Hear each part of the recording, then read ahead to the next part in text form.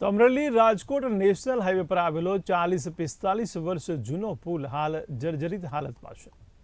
ત્યારે 24 કલાક ભારે વાહનોથી આ પુલ ધમધમતો રહે છે। અહીં અકસ્માતો પણ સર્જાય છે, ત્યારે પુલ ગમે ત્યારે જમીનદોસ્ત થાય તેવી પણ હાલત છે। તેમ છતાં તંત્ર હજુ મૌન છે। ત્યારે વારંવાર રજૂઆત કરવા છતાં તંત્રના પેટનું પાણી પણ હલતું નથી। ત્યારે સરપંચે આક્રોશ સાથે જણાવ્યું છે કે નેશનલ હાઈવે જર્જરિત હોવા છતાં તંત્ર કોઈ કામગીરી કરતું નથી।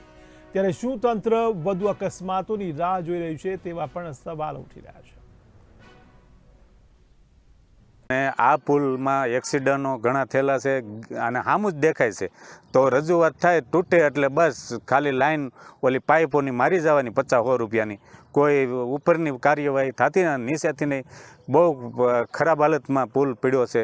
તો આ ચોમાસું આવે એ પહેલાં જો પુલ થાય અને નેશનલ હાઈવેને સોંપાઈ ગયેલો છે, તો નેશનલ હાઈવેને એટલું થવું જોઈએ કે રોડ ભલે 2 વર્ષ મોડો કરવી પણ પુલ તો કરી નાખ્યું, એનું માપ સાઈઝ લઈને પાછળ આગળ પાછળ જે થતું એ આપણે નથી કહેતા કે આની ઉપર જ કરો, પણ એને એ નેશનલમાં આવી જાય એ રીતે જો પુલ કરી દે તો માણસોની જિંદગી બચે એવી છે। આમાં ઠેબી નદી ઉપર અમરેલી રાજકોટ હાઈવે છે અને ઘણા સમયથી આ ઠેબી નદી ઉપર પુલ છે જે 40થી 45 વર્ષ જૂનો છે અને ઘણીવાર રજૂઆત તો તમારા મીડિયા દ્વારા કરવામાં આવેલી છે, છતાં તંત્ર જાગૃત થતું નથી અને તંત્ર એક અકસ્માતની રાહે છે।